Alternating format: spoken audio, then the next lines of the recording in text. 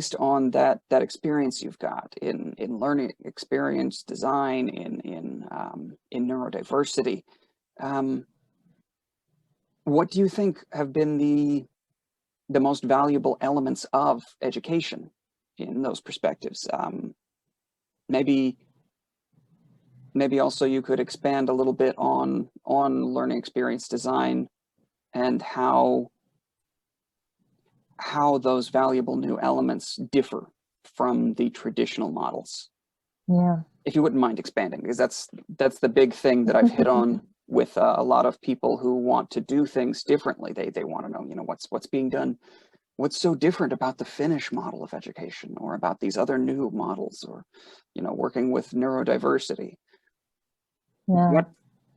Yeah. What is it that matters to you about this new and different design? But one I would say is, and a lot of people might disagree. I prefer to start with who than start with why. I remember this one time that I read an article by Michel Bachmann, and in it he wrote why it needs to be a golden spiral rather than the golden circle.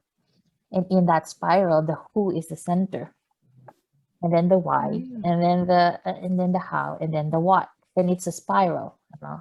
And when I read that article, especially his words around the why is a good the why is a good story, the who is the lived experience.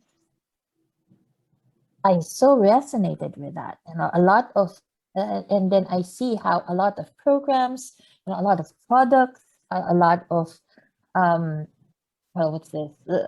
Yeah, a lot of things are made not from the space of who is it designed for. Who are we designing this community, this program, this product, this service for?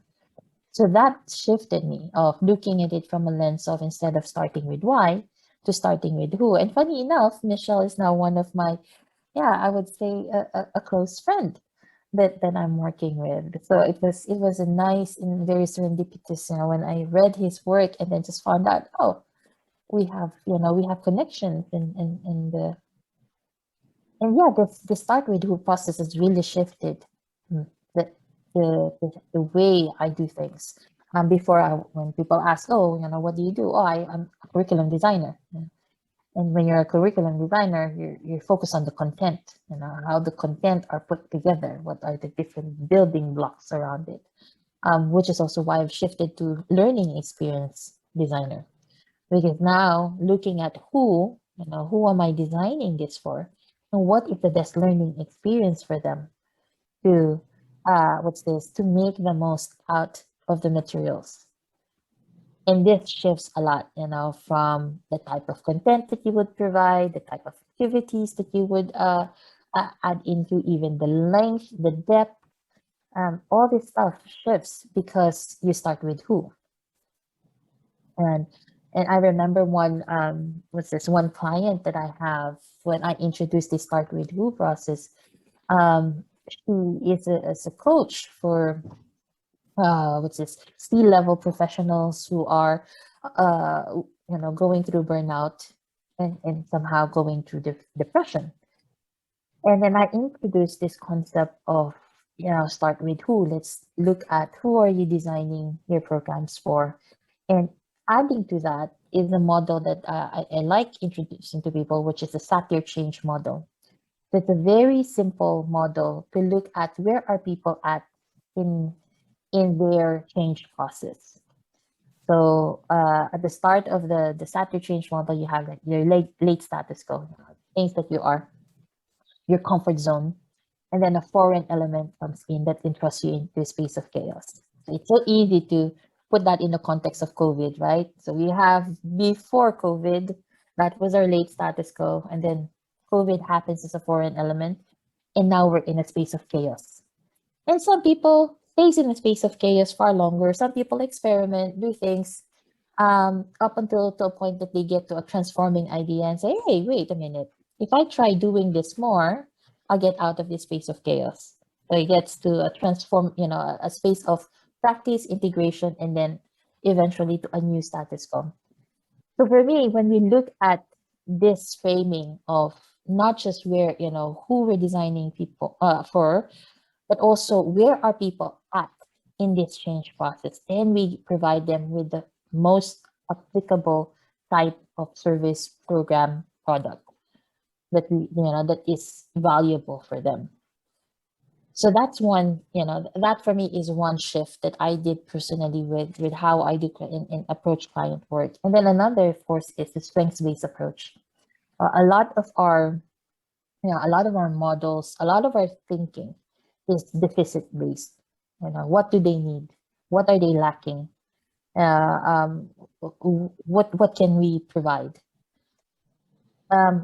And for me, I want to challenge people to ask what is inherently there with the people that you're providing these services for. What are their strengths? What are their assets? What are the different assets that they bring in, be it social capital, the networks that they're part of, the connections that they have. These are all assets. And when we fail to acknowledge that, that people have resources within themselves, then we're going again to that model of we know better, or what's this? We get into that model of, oh, only our work is better. So for me, when you look at it from starting with who, and then embracing this idea that who we're designing for have strengths, inherently have assets, then everything else would shift. I love it when you said we know how to do it better approach, because it is true. It is true. If you break it down to its fundamental principles, this is how the system works. Yeah. I know it better. I do it my way. Right. And it's super patronizing, but like that's how our societies are built, on this idea that there's going to be some probably middle to late aged white dude who knows how to do it, and he's going to tell everybody how it's done. And that's our organizational structures, that's our societal structures, that's everything. Even the educational model is based off of this factory of, we are making a series of old dudes layered into a hierarchy, which then take a classroom full of people. But I love that you're not only coming to this from this who perspective, but that you're breaking a lot of traditional models. We usually have this where we're now just desperately trying to get people onto this model of circularity, of having a closed loop where, you then restart it. But that model in itself is already way behind, because a circle, that closed loop, is trying to show a dynamic system in a non-dynamic way. If you turn your perspective on that circle, you'll see that it's not just a closed loop. It's a corkscrew moving forward in time. Yeah. And we're only getting that one moment in it. The golden spiral that you mentioned is precisely that. It's a dynamic model where, by assessing this who, this what is needed, this why, but all of these working in tandem, you can actually move forward with your community. You can actually grow dynamically, assess real-time needs, use your experience wisely. This is just incredibly valuable to hear about. Going back to what you said about use your resources wisely, and going back to that story of my client who's a coach. So we did this exercise, and her biggest insight was, Lana, I don't want to work with people in chaos. And her entire program was built around people in chaos, those who are depressed, those who are burnout. And she's like, it takes too much time working with them. And that's not the best use of my time and energy. So she flipped her model to more awareness building, so that her goal was to minimize that space of chaos for managers, for professionals. But this is that, if we have an understanding of also what we bring in and what we'd want to, how we'd want to serve others, then we make use of our own assets, our own strengths better. Exactly. And then we also get out of this loop of creating something just because. Right. I remember there was I attended an entrepreneurship program before, and there was this guy who was so proud about his product idea, who was funded, had some VC funding. And Alexandra, if the idea was a bracelet, and in that bracelet is a very small capsule, and in that capsule it's like a stink bomb. So the idea is, if you're being, harassed or you're in danger, if you break that bracelet, and it would stink up the place to a point that the entire block would smell it. So it's that's a hazard, product. a hazard stink bomb attached to your body. I love it. That's kind of ridiculous, but that was. And then we challenged it. I'm like, did you really ask women if they would want that? Right. And I was like, oh, but for their protection and I'm like, no, seriously, did you ask women if they would want that? And at the same time, we're like, did you also get into conversations with with predators of would it keep them away from it? Because I know that, this is a place of power. You get a kick out of the power that you have over someone else. So if this is done, would it not, increase that, power? I'm like, hey, right. Escalate things. And they weren't open to hearing what we were asking. It was the two of us, two women, who were asking the questions in mostly a room full of men. And we even heard some irritated comments from other men. It's like, oh, just let let them do their product. And I'm like, but they this need is this. why. They need to hear these dissenting voices. They need to hear the who that their product is supposed to be selling to. Like, I wouldn't want to wear that, and I'm a man. Like, I want to smell really bad. Like, and for days. It's not just right. It stays with you for days. Why would anyone in the world carry a mom on their arm? Like, I don't know. You have a pitch. You're an entrepreneur. You go on stage. You trip on the stage. The bracelet accidentally breaks, and then the entire pitch room is now in a complete mess. Right. Right. This is effectively designed to be a little personalized disaster.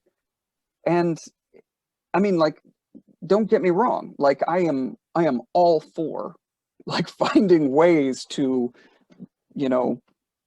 if there's some kind of predation going on, we need to shift that balance of power immediately. And we need to do it drastically enough so that,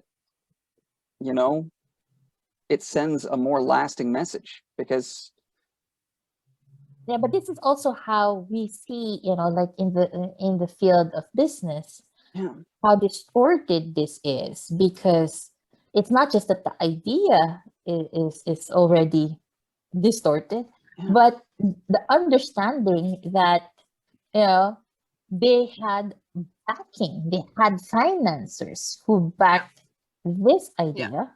And worse was, it was also a city here in the Netherlands backed it with some funding as well. And we're like, you could have used, I don't know how much it was, you could have used that 10,000 euros in training teenagers on how to go about respecting women, respecting girls.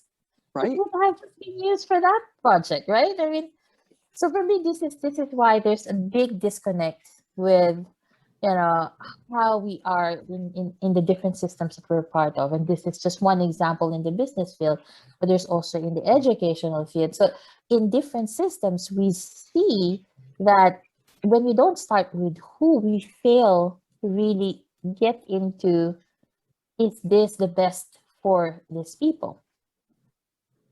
And Because you're somehow, fixing the symptoms, not the core problem, not the root cause. And these are two different things. When it comes to this case, women having stinging bombs on their bracelet, this is fixing a symptom. Maybe fixing, maybe not, but it's at the symptom level. Whereas the real problem solving happens at the core, at the root cause of the problem. And this is one of the issues that we have in education. Even when it comes to edtech, when edtech is just reenacting old models, but in a digital way, we're not solving the problem. Exactly. Definitely. You're just perpetuating those systems. I especially love the shift. A whole room full of dudes who are just like,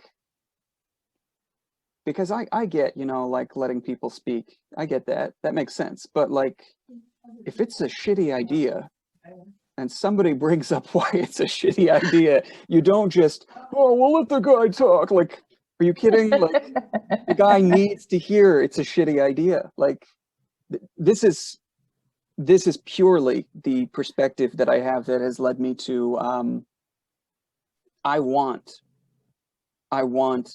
equality and as much diversity as possible, because one of the greatest disservices that you can do to somebody is to let them continue with a really skewed view of reality. And I think of it like a house party, right? You've got a whole bunch of people there at the house party, and they're all playing a video game together. They're playing Mario Party or something, right? Some kind of game where everybody's just throwing the controller around to whoever's next, and everybody's having fun. And there's one guy, right, who's been sitting there. He's been dominating at the game for half an hour, and he's super proud of himself. And everybody else has been coming in and playing against him, and they have just been, falling short left and right, no matter how good they are, no matter how much they're working at it. And he's just breezing through. And then you realize the host comes in, and the host says, oh, yeah, dude, you're playing my little brother's account. We have all the settings set so that, you're getting all kinds of handicaps on everybody else. You're playing easy mode, bro. Like, you've been this whole time playing easy mode. That guy at that moment, when he's learned this, that all of his pride is based on nothing, right? He has a choice. He can either go, oh, dang, do some self-assessment, a little bit of humility, go like, okay, let's change this up. Let's even the playing field. Let's, let me apologize for being a douche about this, and let's move forward with an actual challenge for me. Or what usually seems to happen is he can double down on it and say, oh, well, that's just not the case. Oh, that's not true. No. You guys are just sore losers. And like, he looks terrible either way, but at least he can, get better. There's a chance he can get better. And that's... Your example, it's when you stated the first option, which is for him to do a self-assessment, to realize his error, to apologize, and then to rebuild his approach. I think my impression, I'm not sure about you, Lana, but my impression was like, this is never going to happen. Like, it's a party, they're having fun, they're enjoying themselves, and they're just leave the room. I'm not going to say the word, just leave the room. Right, and that would most probably be the response. And that is just a party. There's nothing at stake here. There's literally nothing at stake. Exactly. If And we why is that transfer impulse? To a higher level, to the actual business world, then it becomes completely different. And the skewed approach is, because there's much more at stake, then naturally people would want to protect their position in all sorts of ways, and not really, and avoid this moment of truth. Whereas this is what is needed in order to make sure that we're advancing, that we're making progress. that we're Exactly. leaving one paradigm that no longer works because it's not fair and because it has completely destroyed everything that we hold dear to us, and that we need a new paradigm. So this moment of truth is something that is incredibly important, and I'd love to link it with the expression that I don't remember the expression in that you actually said, which is the shared inner self. What Yeah. is it? What is the word? Papua. Papua. Yeah. I'm gonna write it down. So this is also why for me it's important that we at a very young age that we teach children what attunement with others mean. Not just attunement with themselves, and also attunement with others, attunement with the world. Mainly because it's that, if we lose that connection with others, we're most likely to, like this example, it's coming from a space of care, like, oh, I've noticed that for most of this is how he started his speech, that most of my friends, who are women, have been harassed or have experienced um, uh, uh, sexual abuse. So it was really coming from a space of care. It's just that the strategy around it was the one that is, from my perspective, not applicable. And Yeah.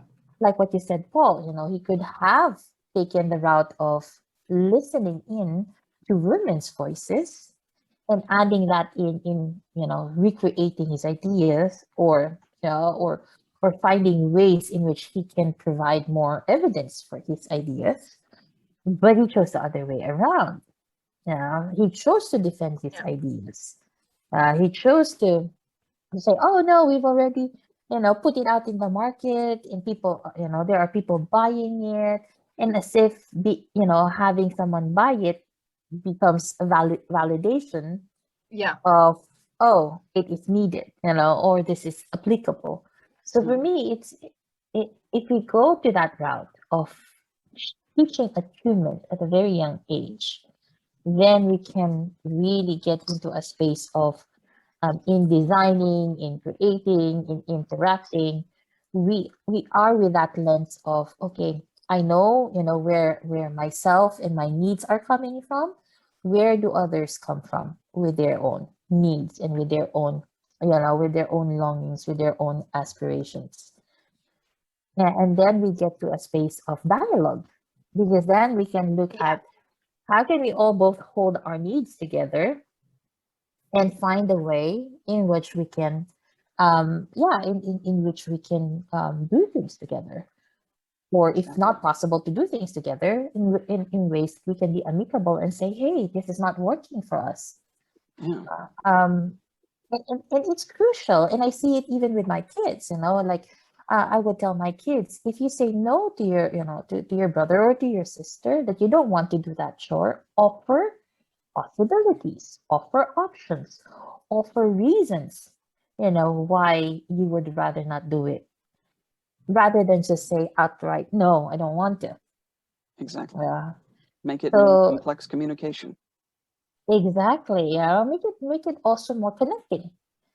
If you come up with me and say, oh, Lana, I'd want to, to invite you to this podcast, and it will be great to, to have your voice. And if I say, um don't really know about my time, and flat out say, oh, I don't think so, rather than say, oh, at this moment I have things going on like this, would it be possible to move it to the next week? Then you have choices, right? Then we can go on seeing how we can do things. Exactly. If you're coming together into a community, into an organization, into a family unit, the whole point of being in a group larger than one individual is sharing resources, responsibilities, strength, and making it more efficient. If we're all pulling in the same direction to the same goal, if we're doing this effectively, we save energy, we save Oh time, yes. we save Yeah. resources, we save, and in that same way, there is a validation in making a sale of a product. Great. You sold 10 stink widgets. Wonderful. Good for you. But you could have sold 10,000 devices that actually help stop the problem, Yeah. that actually address the needs of not just your target audience, but also of people around them in the community who, you know, maybe that dude who becomes a predator never had to become a predator in the first place. Maybe we could have looked at why he became this way, at what is common between him and every other dude, and addressed this when he was a child. But that requires that self-criticism. It requires the humility to say, you know what? Maybe I'm wrong. Maybe I'm fallible. Maybe I have the capability to be just as bad as this person who I'm labeling as a monster. And that's hard for people, but it's essential if we're going to do anything serious. If we're going to do anything realistic for our communities, we need to be able to not dwell on it, not constantly punish ourselves for the potential for evil that we all contain, but to, just accept that it's there and be honest about how we move forward, how we treat each other. We all have capabilities, good and bad. We need to use those capabilities for something that we can all mutually agree is valuable. And I 100% agree that starts with giving students that voice, telling them that there aren't really wrong answers, but you can get better answers if you start communicating, if you start listening, if you start connecting with one another and seeing why you're doing what you're doing, who you're doing it for, what it is that you're going to do about it, whether that's actually useful, and getting all of the perspectives on the matter. That is